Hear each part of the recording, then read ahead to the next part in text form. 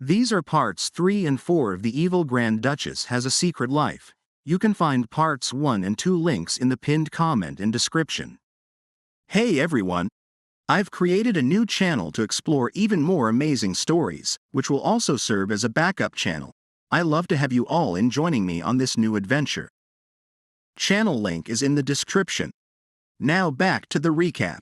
Ellis thought the Grand Duke's castle was enormous, but the imperial capital was something else altogether. The teleportation magic circles were certainly convenient.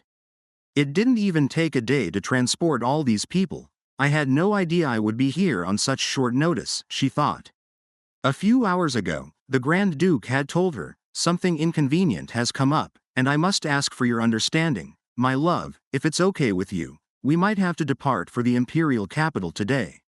Ellis had thought, I wanted to go there as soon as possible too, but today, I was hoping I could visit the lake again before I leave.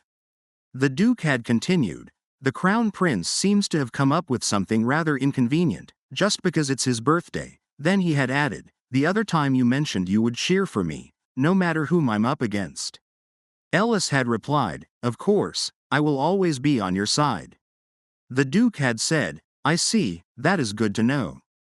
Now, back in the present, Ellis thought, why is the prince asking me that? What did that demon come up with this time? Did he propose a wager or something? She glanced at her husband. Look how dashing my husband is. I've seen tons of handsome men in my past life, but no one is quite as dynamic as he is.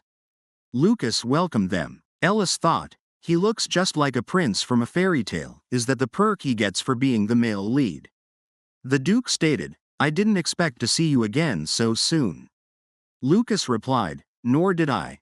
How have you been, Grand Duchess? Ellis thought, why are they both so tense? The Duke is always so wary of other men. Then she replied, it's nice to see you again. His Grace has kept me very happy and content. We'll stay in the capital for some time, so I'm sure we'll get to see each other often. Lucas replied, I see, then I will see you again. After that, Ellis thought, well, it's time to check the note. Lucas had said, I will visit you right away. The terrace door opened. After some time, the Duke told her, I will have to report to the Imperial Palace before the sun sets. I'm sorry, I will try to be back as soon as possible.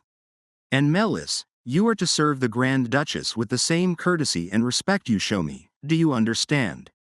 The butler replied, yes, Your Grace. After that, Ellis thought, I sent Kate and Mary away again so I could be alone. I'd better start making preparations. The terrace doors are open, so he should be here soon. The next moment, Ellis spoke, hello. Lucas asked, what took you so long? I had to wait for ages. Here is the information about the Marquis and the Marchioness. Ellis told him, the investigator might be locked up in a cell or might even have turned into an animal. Apparently, that investigator applied to be sent on the mission to test an item that can turn people into animals. If something went wrong, the investigator must be in trouble by now. Lucas replied, I see, I will do my best to find that investigator. Ellis asked, were you able to figure out anything about the Crown Prince, because that guy is a demon? Lucas asked, are you sure? How do you know this? Ellis replied, for one, he admitted it.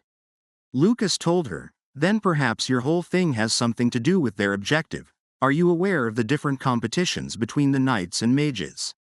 Ellis replied, no, this is the first time anyone has mentioned it to me. On the other hand, the Marquis asked, what is the competition about? You can tell me now. The prince replied, does it make you curious? Well, I guess I could tell you. The different competition will be a treasure hunt. Now back at the Duke's house, Ellis asked, a treasure hunt? Lucas replied, yes, by tradition. An object is hidden in the area, and the person finding it gets rewarded.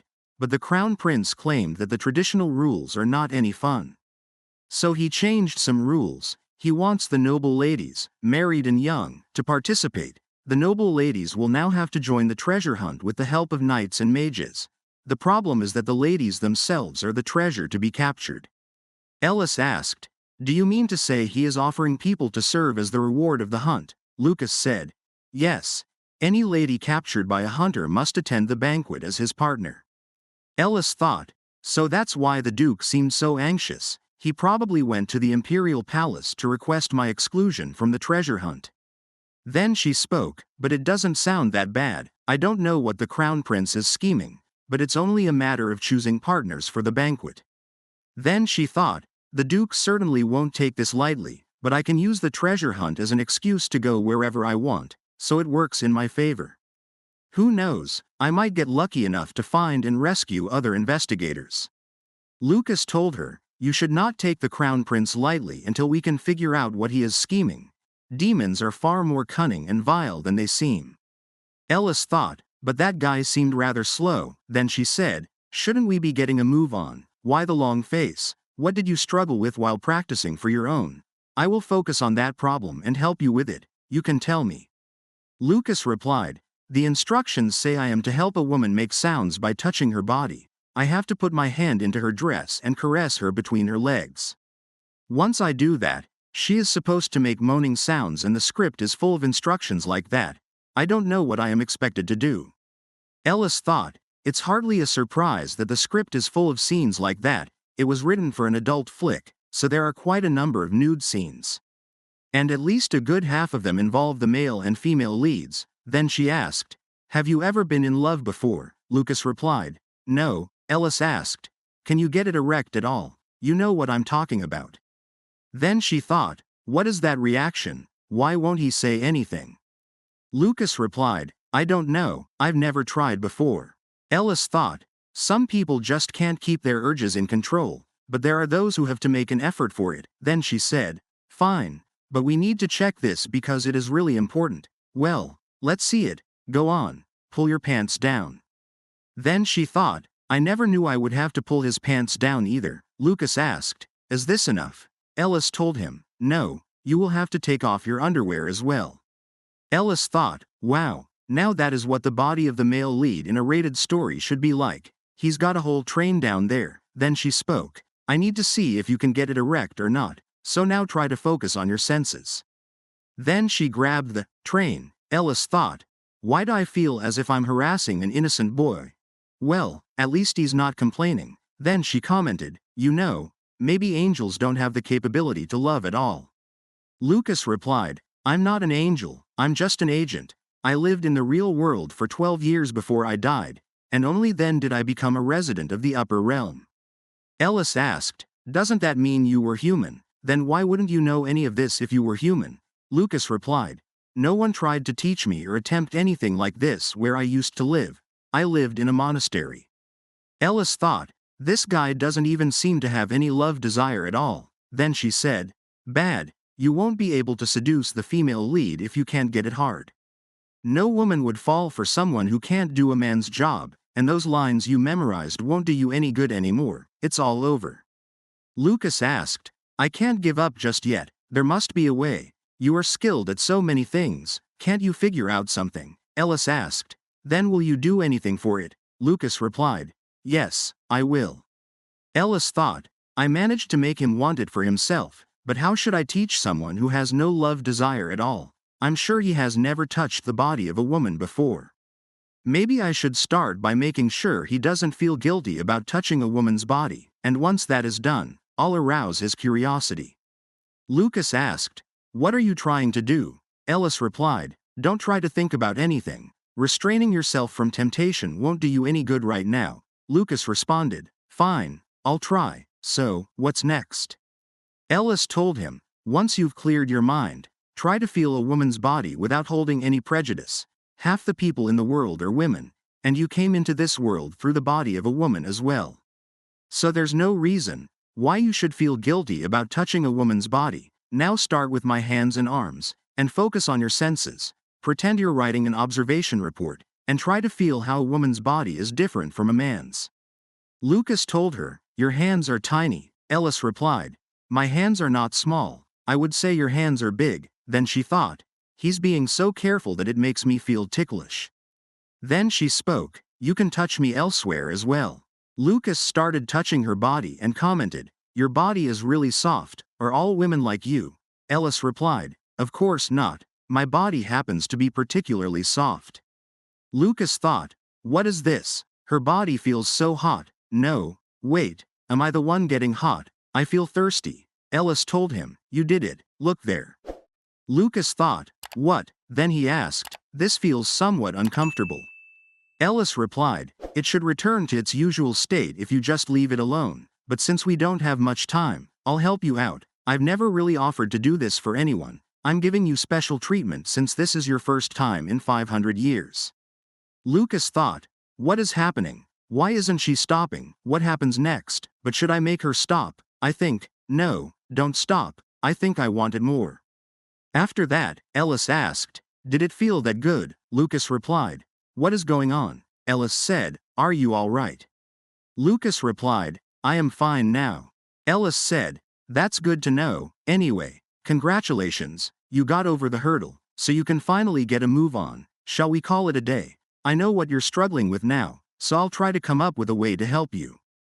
Lucas spoke, yes, and I will dispose of this myself. Ellis replied, okay, thank you. It will probably be best to burn it. Lucas stated, watch out for the people around you. There might be hidden transmigrators around. Ellis asked, can you tell if you see any transmigrators? Lucas replied, I can only spot demons, investigators, or other agents. That's why the demons bring in other transmigrators and use them as pawns. They get them from the real world, approach the souls of people who don't have long to live, and entice them with cunning half-truths and lies to sign a contract. Ellis thought, so Rex must have tricked Kane into signing a contract with him. Then she said, it sounds like many people fall into that ruse. Anyway, have a safe trip back, and don't get caught. After that, Lucas thought, I came here to see if the Crown Prince is a demon, but the Grand Duke is here as well. It might be helpful to listen to what they discuss. The prince asked, I wasn't expecting you so late at night. Why don't I introduce everyone first? Camilla, this is the Grand Duke. Lucas thought, that woman has the same hair color as Ellis, and her physique resembles Ellis too. The Duke stated, Miss Camilla, will you excuse us? Camilla asked, do you think I should leave, Your Highness? The prince replied, it's fine. You can stay. I can block her hearing if you're worried she might overhear things. It wouldn't do to let a lady wander off in the middle of the night by herself. You can speak now. The Duke told him, I'll get straight to the point. House Frusen will not join the competition unless you change the rules. The prince asked, may I remind you that this event is hosted by the imperial family? The Duke asked, so what? The prince spoke, aren't you afraid that the Grand Duchy will face repercussions for your actions? The Duke stated, well, try me. I'd like to see what the Crown Prince is actually capable of. The Crown Prince currently hosts the imperial court meetings since the Emperor is ill. But he does not rule the Empire as a result. As Greg mentioned, the Grand Duke's power and influence are not to be taken lightly. The prince asked, don't you think this girl is hot? I'll let you have her. Will you give me your wife in exchange? The Duke stated, say that again, and I'll rip your tongue out. The prince told him, you know something? His Majesty hasn't signed the marriage papers you sent him yet. What do you think would happen if your marriage file were ripped apart? The Duke spoke, we've already consummated the marriage. If this goes to court, I'll win the case whether the papers are signed or not. The prince replied, but Ellis will have to prove her loss of virginity in public. I'd say that would be quite humiliating for any lady. The Duke said, not a chance. Do you think Ellis would play along with your rules? You've chosen the wrong person to mess with. I will not play into your hands. The prince asked, are you afraid someone might capture your wife before you do? The Duke replied, do you really think I'd feel provoked by that pointless question? The prince continued, perhaps you don't trust her. Maybe you're afraid she might fall for someone else over those few hours of the banquet. The Duke told him, you're not even worth talking to. I warned you, so I'm done here. The prince asked, I'll sign the papers for you. I'm talking about your marriage papers, and I'll allow the noble ladies to forfeit during the competition, so just act like you're playing along. The Duke stated, then bring the marriage papers here right now. After that, Lucas thought, the scenario mentioned nothing about the Grand Duke obsessing over his wife. He never cared what the Grand Duchess does or who she spends her time with, so, who is he supposed to be? The Grand Duke asked, are you getting off work? Lucas replied, yes. You must be heading home as well. Did you have dinner yet? The Duke replied, no. Would you like to join me for a meal before returning home? Lucas replied, if you're inviting me for dinner, I'd be delighted to dine with you. On the other hand, Camilla spoke, the Grand Duke, what a surprise, I had no idea he would be so handsome. The prince asked, do you like him? Camilla replied, yes, quite. Then she thought, he seems to be loaded down there, I bet it's really big, I wonder what he's like in bed. Then she said, I want him. After death, Lucas thought, his energy is different from that of demons, but it is still dark and murky, it's similar to the energy murderers give off, I should request a sparring match when I get the chance. There might be hints that the Grand Duke is actually the main character of the script, he would show traces of Clanton swordsmanship since he won't be able to change his skills so easily. Even if he doesn't turn out to be the male lead, it will give me some clues about his identity. I'd better find a good opportunity to spar with him soon. The Duke told him, wait in the dining room, I was told Ellis has not eaten yet. After that, Ellis thought, what is this feeling? I can't see anything. Then she asked, is this the Duke? What is going on? Duke, what are you doing? Then she thought, why is he in such a hurry? She said, please stop. The Duke asked, how do you want it? Ellis replied, I want it inside. The Duke replied, I see, so you insist. After that, Ellis thought, I feel so restless, what just happened? I got so sensitive because I couldn't see anything, and it made everything more intense. The Duke told her, Sir Lucas is waiting in the dining hall. Ellis asked, why is he here at this hour? The Duke replied, I ran into him on the way out of the palace, and I invited him over for dinner since he hasn't eaten yet. Ellis thought, was he in a hurry because of Lucas? Is he marking his territory or something? Then she said, we'd better go downstairs, I'm going to wash. The Duke told her, no, let's dine without washing up. Ellis asked, but if I don't wash up, it will trickle down. The Duke emphasized, don't worry, I can stop it from trickling down. Ellis asked, what is this? The Duke replied, this is the perfect tool for the occasion, don't move and stay still. Does it hurt? Ellis replied, no, it doesn't, but it's all done now, it feels strange to have something inside me. The Duke commented, how gorgeous, it looks great on you, let's go to the dining room. Ellis said, wait, let me put on my underwear. The Duke stated, I don't think you'll need it, it will only make you feel more uncomfortable. Sir Lucas must have been waiting for us for a very long time. After that, Ellis said, you can let me down now, I can walk by myself. The Duke replied, no, you don't have to force yourself to walk. Ellis told him, but it wouldn't be right to greet a guest like this. The Duke spoke, Sir Lucas is your brother, I'm sure he would understand. Lucas thought, that smell. Did they make love after we arrived? I feel bad, but why?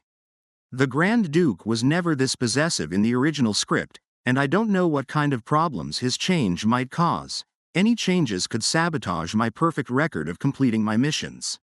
Yes, that must be why I feel bad about him. He put his semen in her before she meets any other men. Why is he acting like an animal marking his territory? He has no idea whom his wife met during the day. He has no idea what I have with me. Why am I? I can't believe he managed to rattle me. I'd better find out who he is as soon as possible. After that, Lucas asked, Your Grace, will you allow me the opportunity to observe the swordsmanship of House Frusen? The Duke asked, are you challenging me to a sparring duel? Lucas replied, yes.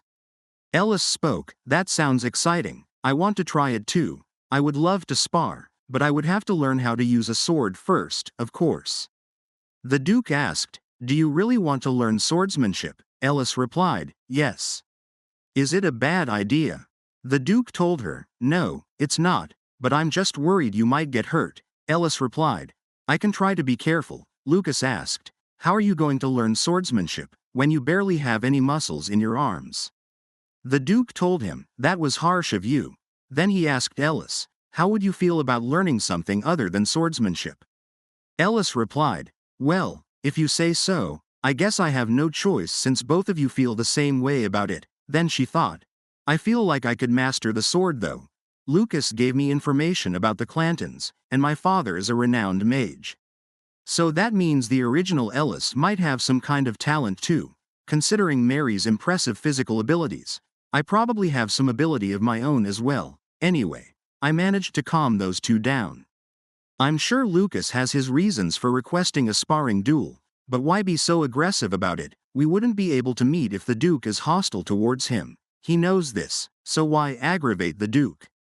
After Lucas left, the Duke spoke. Our guest is finally gone, so it's time to continue where we left off. You didn't get to wash yourself earlier, and we need to get the beads out as well. In the next scene, Ellis thought, what are those marks? So that's why he didn't let me look in the mirror. I don't believe this. Then she asked, why didn't you tell me? I could have at least put on a shawl. The Duke replied, I don't think we need to hide it. A married couple making love is a beautiful thing to celebrate. Ellis thought, well, I can definitely forgive him for what he did. The Duke asked, will you undress yourself for me? Ellis replied, I will do it myself, then thought, it will be less embarrassing that way. Then she said, I can't get it out. The Duke replied, let me help you. Can you hold on to your ankles? Ellis asked, like this. The Duke told her, well done. Then things started heating up. Ellis thought, he is pressing the wrong place. This feels different. I can't continue this. It feels so strange. Then she said, stop it. Ellis thought, that's a relief. Something else could have trickled out. The Duke asked, if you don't like this way, then let's try another way until we find one you like. So here we go. I think you'll like this. Ellis thought, yes, this feels good. The Duke told her, I want you to depend on me, just as you do now. Ellis replied, I do depend on you. The Duke said, very good, you are so beautiful when you do this. After making love, they started kissing. Ellis thought, I can't breathe, then looked at the Duke's face. Ellis thought, this feels so good. The next morning, Ellis thought, someone came from the Imperial Palace, but why do they want to see me? My neck looks worse than it did at dinner last night, she said, let me dress and cover my neck. Ellis thought, by the way, what happened last night? I think I fainted because it was too intense. She asked, where is His Grace? Kate replied, he went to the Imperial Palace for the Imperial Court meeting. After that, Greg introduced himself and said, I came here to deliver a letter on His Majesty the Emperor's order. Here it is. Ellis replied, I see. She read His Majesty's message and said, you may wait outside. Greg thought, she does not seem surprised at all. After some time, Mary asked, what is it about? Kate told her, you should not ask about such things. Ellis spoke, His Majesty has summoned me to the palace. He said he would like to see me since he was not at the wedding. He even sent a carriage to take me to the palace. Kate told her, I suppose you will have to go since you have no valid excuse to turn him down. The butler also said, but His Grace is away at the moment. Ellis thought, I can't refuse the Emperor's call unless I am sick, but his knight saw that I am in good condition. Why does the Emperor wish to see me? The butler told her, I will send someone to inform His Grace. Ellis replied, no, you don't have to. His meeting must have started, so I should not make him worry about me. She thought, it could be a ploy to distract the Duke from the meeting. Besides, this is a good opportunity to find an investigator. Who knows if I will be able to run into Servant 13 in the Imperial Palace. After that, Greg told her, only Her Grace has been given permission to enter the palace. Ellis asked, do you mean to say I can't even bring a maid along despite the urgent summons? That is harsh. Greg replied, my apologies, I will do my best to make sure you are comfortable. Ellis thought, I hope the Emperor is not a tyrant who kills anyone who displeases him. After a long debate, the butler told them, I will go to the Imperial Court meeting myself. I would not be disobeying if I don't voluntarily inform our master. His Grace will surely ask about her, so I would be able to answer. Both of them said, we wish you luck. Meanwhile, in the carriage, Ellis thought, discover a new area, update the map. Can't I view the map here too? The labyrinth in the Imperial Palace. That is a highly suspicious name for a place. What? Why is it working now? She continued, so, an update is coming. I should resume the upgrade, but why am I getting these notifications at the Imperial Palace? Why is it taking so long to upgrade? Just a little more. It's almost there. Oh no, I failed to upgrade my system again because we have arrived. After that, Greg told her, please step inside. Ellis asked, are you sure you don't need to inform His Majesty of my arrival? Greg replied, he won't be able to hear me anyway, you'll understand once you step inside. The next moment, Ellis thought, what is this? This is practically a club. The prince came and said, welcome, my lady. Ellis asked, what are you doing here? The prince replied, what are you talking about? It was me who called for you. Ellis told him, get away from me. The prince said, how have you been? You look as pretty as ever. Ellis asked, what is going on here? What is all this? Look, I know you are a demon, but are you allowed to do something like this?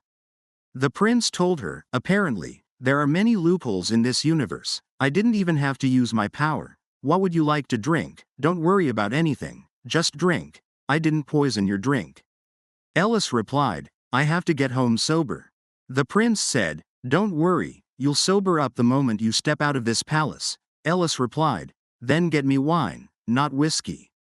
The next moment, she switched the glasses. The prince said, this should be a good bottle. Ellis asked, why did you create this space and invite me over? The prince replied, I thought you might like it. Why don't you join my side? Join me, and I promise I will be good to you. Ellis stated, stop beating around the bush. I know you didn't call me here just to recruit me to your realm. The prince asked, did your fake husband tell you about the treasure hunt? I mean, why restrict the women to sit and watch? It's ridiculous. This universe is too tedious. Duke, you don't mean that you can opt out of the competition at any point, but that wouldn't be any fun, so I'm going to make you an offer. Under the condition that you won't withdraw in the middle of the competition, I will give you one of the investigators you're looking for. If I fail to catch you before the competition ends, I won't use my demonic powers. If you don't trust me, we can put it in writing and sign a contract. Ellis asked, and what if I get caught? The prince replied, then you will have to attend the banquet as my partner. Ellis told him, well, I'm not interested. I can find a couple of investigators and tell them I did my job. I don't have to risk myself to save them. She thought, I'm lying. I actually have to work hard to save them, but he doesn't know that. Ellis continued, you set a condition that I can't withdraw from the competition. There has to be an additional reward for that. The prince asked, what do you want? Ellis told him, I want information. If you don't know or can't tell me the information I want, then you can offer other information as well. The prince said, fine, I can agree to that. You should drink the wine. Ellis replied, I don't feel comfortable drinking it. The prince asked, why? Ellis stated, because you got horny. You're blushing and panting for breath too. The prince asked, you switched the glasses, didn't you? Ellis replied, did you think I would fall for your trick just because you drank from the same bottle? It was obvious you laced the glass, not the drink. Anyway, I want you to write down the definition of partner in the contract as well. You are not only restricted from using your demonic powers, but you are also prohibited from using your influence as the crown prince. It wouldn't be fair if you used the knights to your advantage. The prince said, go on, include that in the contract. Ellis continued, if I do switch over to your side, can you give me Cain? The prince replied, I can't tell you that for certain yet. Ellis said, so he's not entirely yours yet. You don't have him on a contract, so when can you tell me the results? The prince spoke, I will let you know before this script ends. Ellis thought, I gave him what he wants, so he probably won't bother me for some time. She said, see you next time. The prince asked, are you leaving already? What am I supposed to do now? Ellis asked, what exactly are you asking for? Am I supposed to watch you or something? The prince spoke, I want you to step on me. Ellis said, you pervert. The prince asked, where are you going? I didn't even ask for anything difficult. Ellis replied, you are a disgusting demon. The prince told her, don't be so mad, you will change your mind once you step on me. Ellis thought, is he a pervert through and through? Then she asked, what do I get for stepping on you? The prince asked, what would you like? Ellis replied, magic. Teach me magic. The prince told her, sure, I will teach you. Come to the palace once a week, and I will come up with an excuse for it too. Ellis said, fine, then choose whether you're going to sit or lie back down. After that, she thought, he's really enjoying it. I guess he really is an incubus after all. The prince spoke, I love it. Ellis thought, I would have ridden him right here and now if he was the duke. I didn't even realize he came. Then she said, I hope you are satisfied now. The next moment, Ellis asked, what do you think you're doing? Are you out of your mind? What the hell are you doing? Wait, you idiot. Then she thought, that was too deep inside. How is it possible for someone to have such a long tongue? This is going out of control. Suddenly, she shouted, stop it, you perverted demon. You must be out of your mind. The prince spoke, I'm sorry, you smelled so sweet, so I couldn't help myself. Ellis said, I don't care whether you're sorry or not, this deal is off. The prince spoke, I'm sorry, but there's nothing I can do about this. The fluid smelled just too darn sweet, that's why. I will give you this as an apology. This is no ordinary bracelet. It is a magic item. You just have to shout, fry it, when you're in contact with your target, and it will cast a lightning spell. Ellis replied, fine. I'll let you off this time, try not to do that again. The prince said, okay. Ellis spoke, fry it. After some time, Ellis thought, why is the hall empty? Do I have to walk to the carriage alone? This is where the garden was. I heard something, but there's nothing there. Maybe there aren't many servants around today, but how come I don't see a single soul in this huge palace? There is someone here. Who is this person standing behind me? I must stay calm. I just need to get to the end of the hall. The carriage will be waiting right beyond that point. I'm almost there. I hear a male voice. It was an unfamiliar voice. Who could it be? The next moment, she bumped into the Duke. Your Highness, the second prince, Ellis thought. The second prince said, long time no see, Duke. I did not expect to run into you here. The Duke spoke, I believe we recently met at the wedding. May I ask why you were approaching my wife? The prince replied, she seemed lost, so I wanted to help her find her way. The Duke commented, thank you for your kindness. Now, let's go. My love, Ellis thought, what is his problem? After that, Ellis asked, are you mad at me? The Duke replied, no, but I do feel quite startled. I was told you had to enter the palace by yourself. It is my fault. I should have known this could happen. Ellis asked, but how did you know I was in the palace? The Duke replied, the butler came to me. Ellis thought, was he that worried about me? Well, I should thank him since the Duke could not have known I was here otherwise. She asked, what about the meeting? Is it over? The Duke replied, no. Will you wait for me until it is over? Ellis said, of course. I would love to see how you work as well. I felt frightened at first because the palace is so big, but I did not feel afraid when I was walking with you. The Duke told her, there is no need to feel frightened. You are the Grand Duchess, and no one can harm you. Ellis said, I am glad you came for me. Thank you.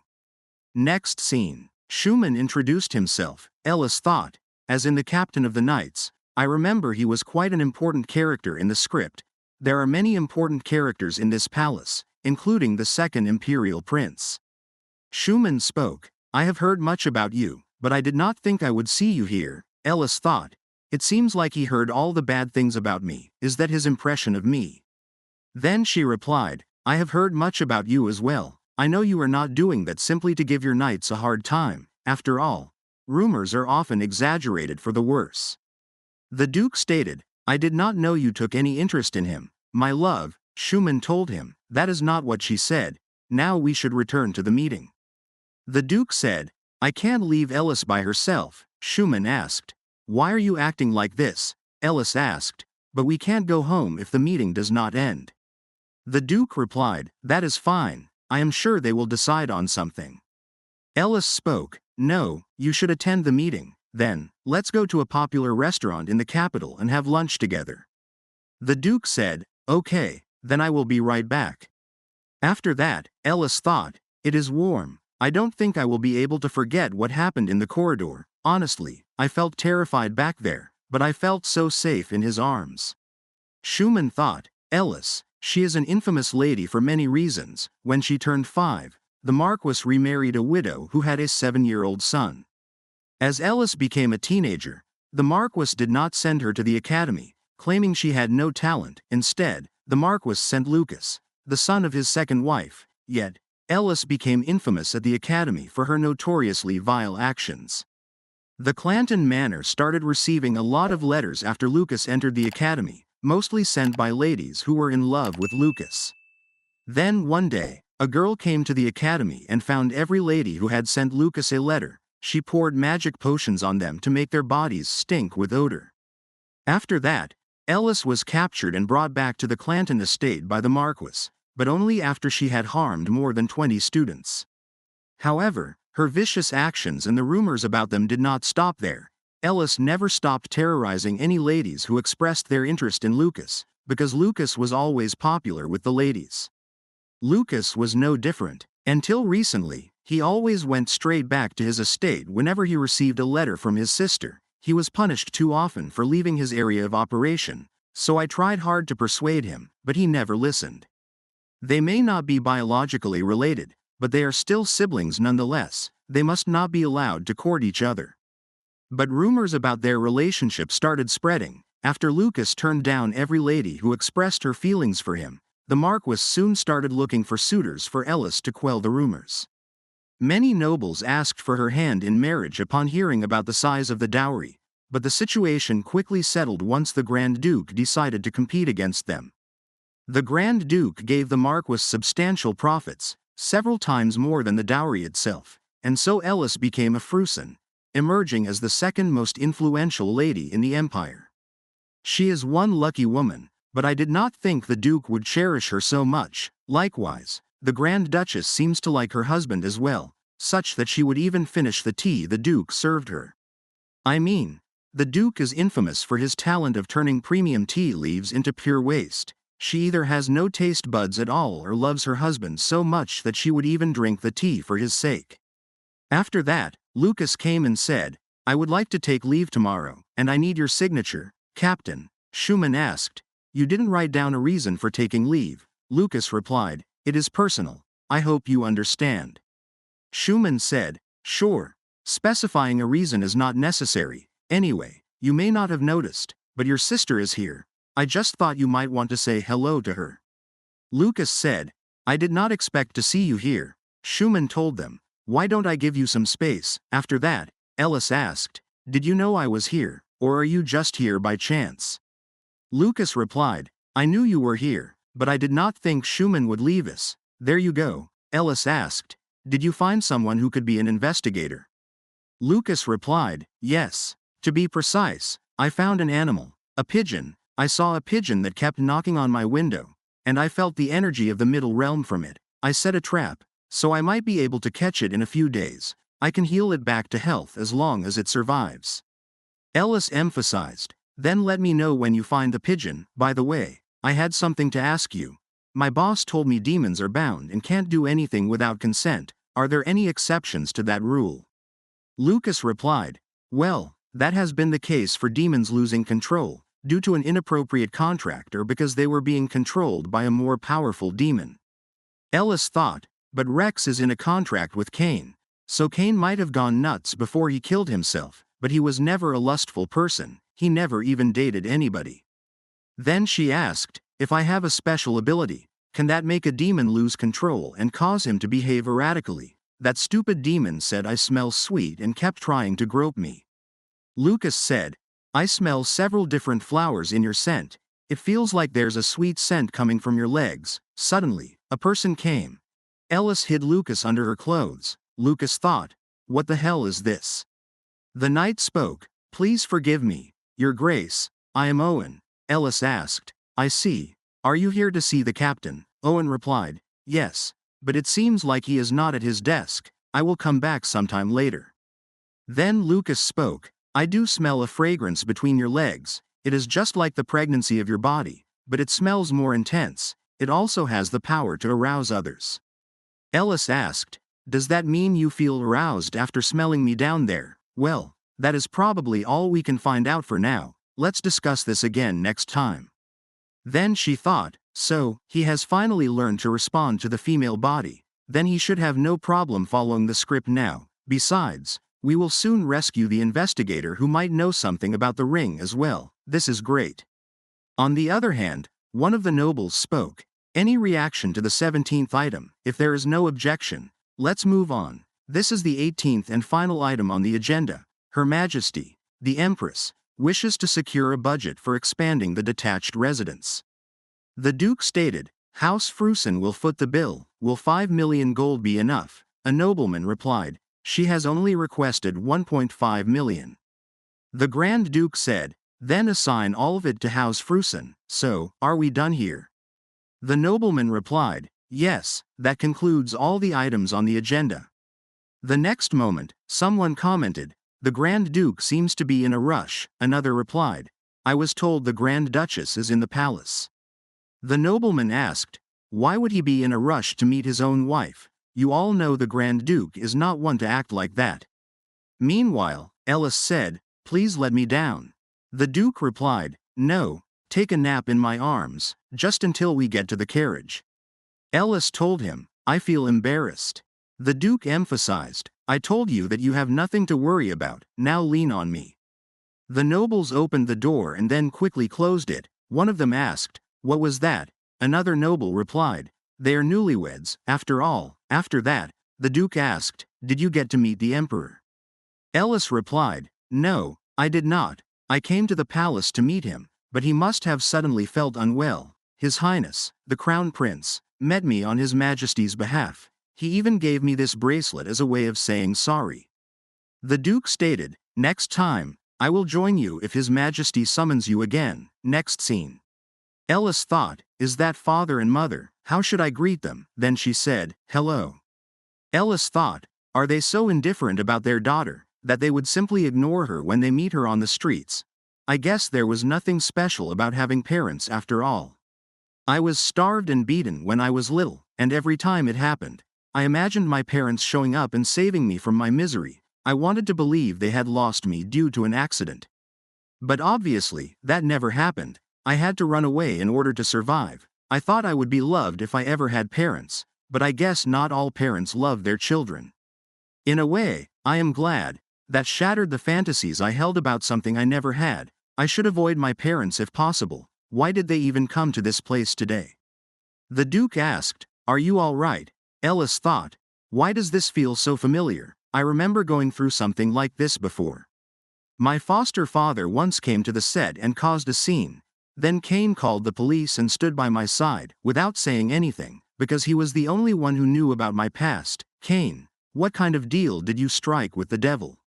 The Duke spoke, there are many shops in the capital that sell magic items, but the best items are not sold in such shops. The best items can only be bought at auctions, so let me get you something even better than the bracelet soon. Ellis replied, okay, thanks. Next scene. The Duke said, I need to get some work done. I'm sorry I can't spend more time with you. Ellis replied, that's okay. I know you have to work now, so we can have enough time in the evening to spend together. The Duke replied, yes, I will try to get my work done as soon as possible. After that, Ellis asked, do we have female knights in the order of the house? Kate replied, yes, I believe we have a few. Ellis told her, then there must be knight uniforms tailored for the female knights as well. I'm going to need one because I want to get some exercise. Kate replied, then I'll have a suitable one tailored for you. After that, Mary asked, are you really planning to do some exercise? Ellis replied, yes, I'm going to train myself with the sword. Who knows if my special abilities have something to do with swordsmanship? Mary spoke, for some reason, I think that is what your ability is. Ellis thought, I knew it. This system failed to upgrade itself again, but maybe something might have changed. What about cracks in the universe? Then she asked, do you know what the cracks in the universe are? Mary replied, didn't Philip tell you about them?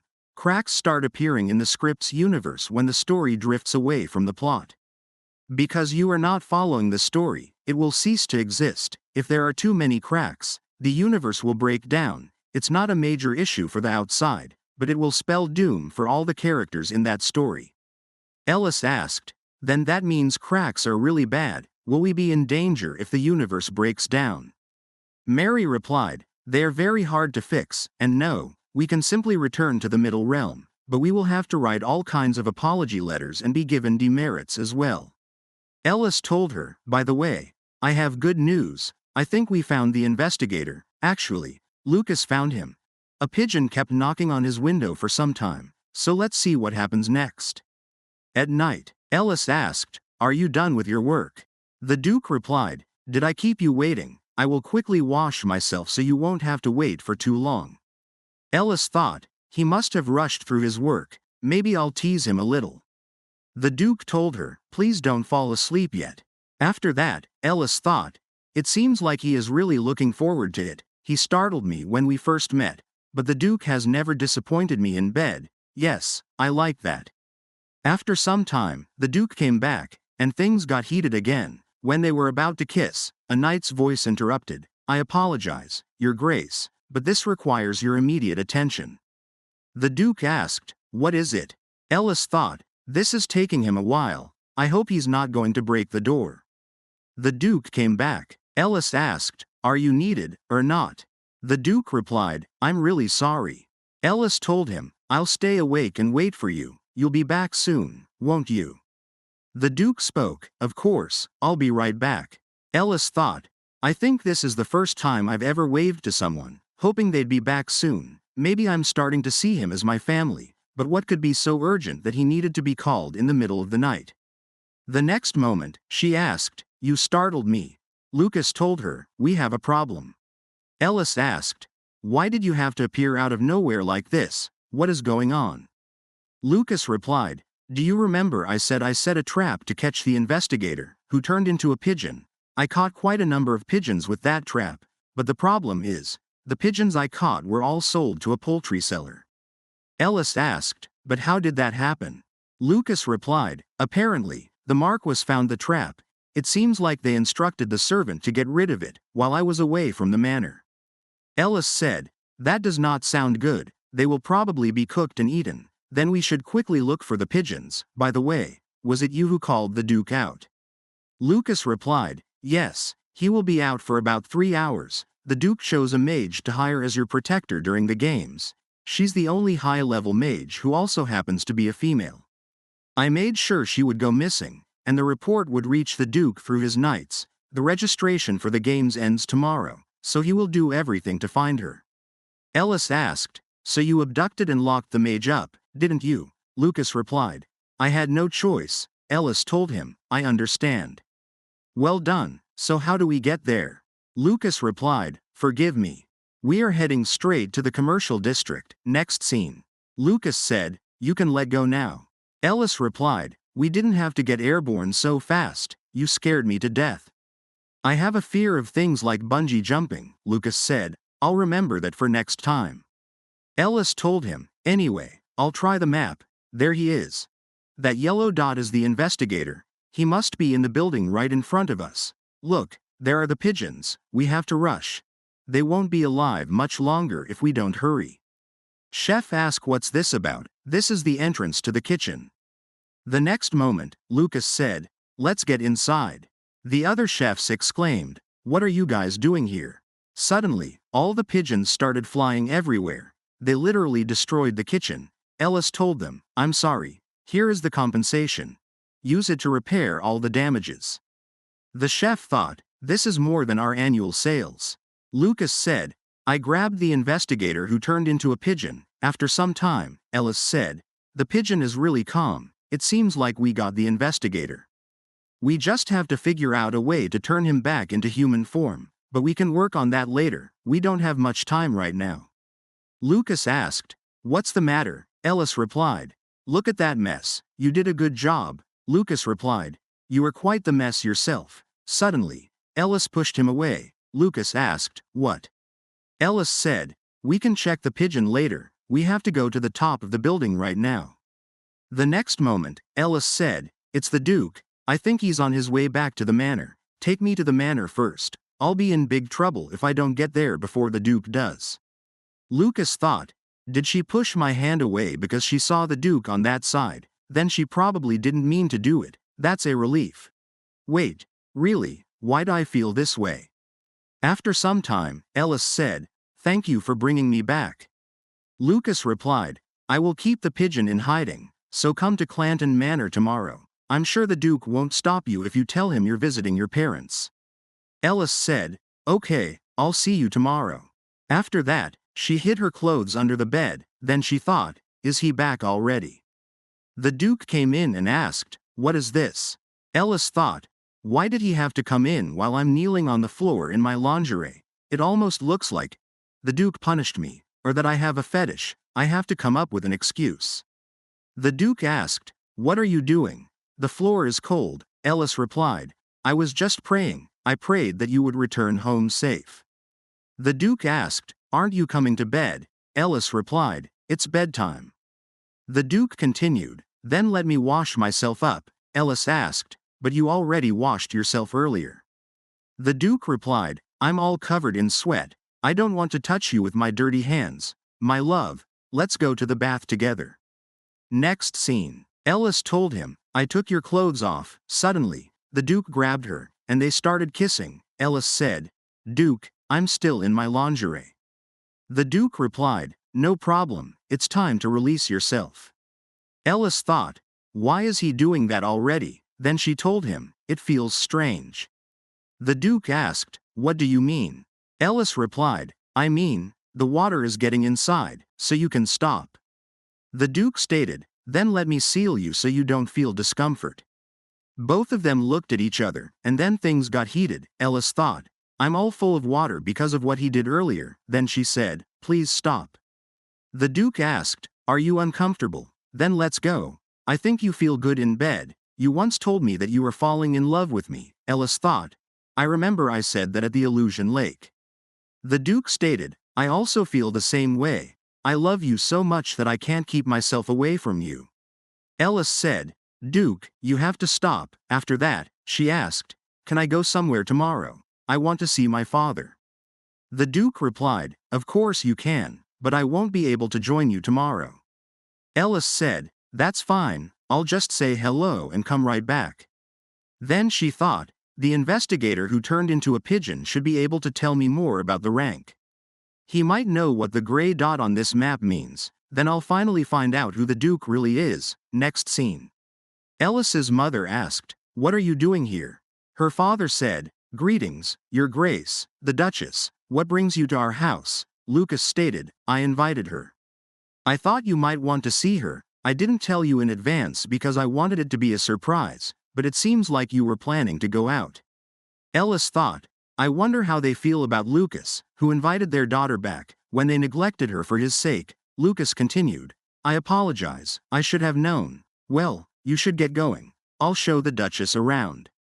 Ellis thought, he seems to have a knack for getting on people's nerves. It's hard to keep myself from laughing out loud. Then she said, you don't have to cancel your plans for my sake. Sir Lucas is here anyway. Sir Bart, give the Marquis the gift his Grace has sent. Ellis thought, he sent such a precious gift. The Marquis will have to invite us next time, if only for formality's sake. My husband is so thoughtful. The Marquis replied, please extend my gratitude to his Grace. I will send a proper invitation to welcome your Grace in a few days. After that, Ellis said, you can stay here. The knight asked, Your Grace, but I can't leave. Ellis stated, this used to be my home. Are you going to be an inconvenience? The knight replied, I apologize, I will be waiting by the door. After some time, Lucas asked, so, you are the investigator Ellis told me about? Mary replied, yes, and introduced herself. Nice to meet you. Lucas thought, wow. Then he said, follow me. This is the investigator of the Middle Realm I told Ellis about. Lucas explained. Mary said, it's you, so you really became a bird. Ellis thought, she's not going to kill her friend, is she? Then Ellis told her, you should let him go now, we need to turn him back to his original form. Ellis thought, she said he was trying to test if his new invention works, then he might still be wearing that item, just like the ring I have. There it is, Ellis said. Do you see this ring-like thing on its talon?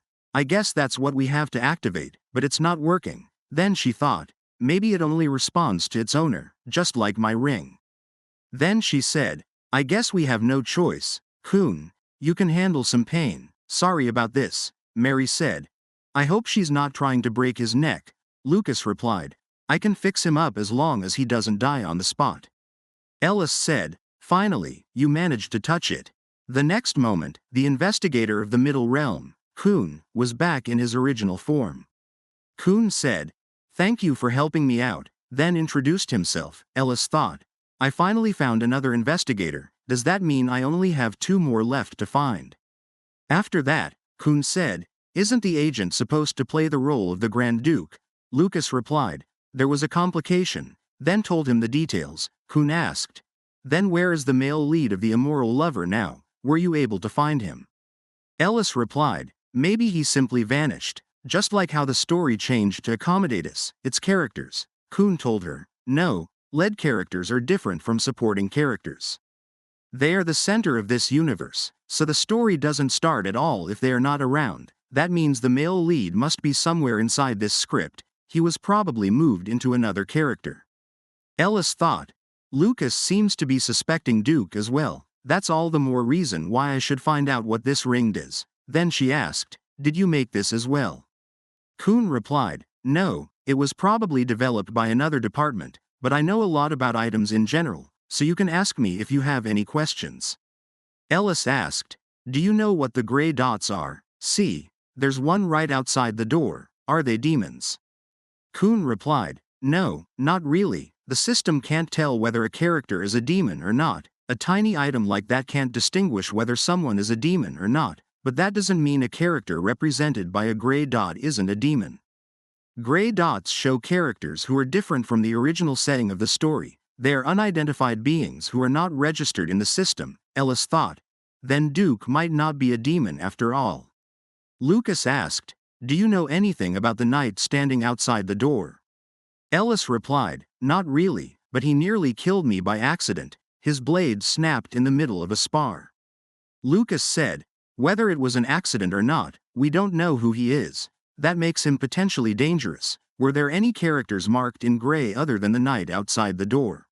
Ellis replied, "Yes, Duke Blake." Then she thought, "I knew Lucas suspected Duke all along. Why do I feel so uneasy? Duke means nothing to me anyway." She asked, "Isn't that why you asked him for a spar? You were trying to figure out who he is?" Lucas replied, "Yes, I was. He is not a demon, but it's clear that he is a dangerous figure." Ellis said, "Stop being so hostile to Blake. No wonder he's wary of you, and make sure you lose to Duke when you spar. The mission is more important than anything else." Kun asked, "What should I do now?" Ellis replied, "Turn into a small animal so you can come with me. The coachman has already been reported as missing anyway." Next scene. Ellis thought, "What is wrong with the food here? Is this all they are serving as a meal? And why is the bread so stale? His food doesn't look any better, so they are doing this on purpose. I would rather starve than eat something like this." Ellis said, "Oops, my hand slipped." The maid replied, "Let me bring you another loaf of bread." Ellis thought, "It's the same thing." Then she said, "I dropped another one." She thought, "So this is the kind of treatment Ellis gets in House Clanton. I am not going to let them do this to me. That is not who I am." Ellis thought. Then she asked, "Are you enjoying the meal?" Lucas replied, "I don't know. Food is for consumption, not for enjoyment." Ellis thought, "What the hell is he talking about? So he always eats like this." Lucas said, "Dinner last night and breakfast this morning were different from the usual." Ellis replied, "So the meals are only better when you're dining with the Marquis and the Marchioness." Then she thought, "The servants are giving me bad treatment because both father and mother hate me, but how could they treat Lucas like this when he is practically the heir of this house?" She whispered, "You have the power to heal people. Does that mean you can make people ill as well?" Lucas replied, "Well, it is aeronautically possible." Ellis stated, "I can make sure you always get nice food to eat. I want you to give me a stomachache when I tap you like this and make me cough up some blood too. Once I faint, you have to do the same. It's all for the sake of your mission." Then she added, "If I could, I would tell our knights to make sure these servants here don't touch anything, including the things in the kitchen." She tapped him, and the next moment Lucas activated the magic. Ellis thought, "I didn't know it would hurt this much. I hope it's not going to kill me." Next scene. Ellis remembered and said, "That's unlike you to dress up like that." Kane replied, "There are paparazzi outside. There are quite a lot of them this time. After all, this is the first time you and I have lead roles together. not to mention how sexually provocative the immoral lover is. Ellis stated, I can't play in that movie. This is what I wanted to talk about. I'm dying. Kane asked, what are you talking about? If this is a prank, it's not funny. Ellis replied, this is not a joke. I went to a hospital and was diagnosed. I really am going to die. Kane shouted, get up. I need to know exactly what this nonsense is about. Ellis said, look at you. You're all serious, and I thought you'd make fun of me. I'm sorry. I was looking forward to this movie as well. Anyway, there's something I wanted to tell you. You should get married before it's too late. Kane replied, it really sucks to prepare for your funeral alone. I hope you won't have to go through something like that. Ellis thought, it's all for your sake. It won't be long until I'm dead, so I should make sure you don't feel attached to me anymore. Like this video. Hit the like button and subscribe for more videos.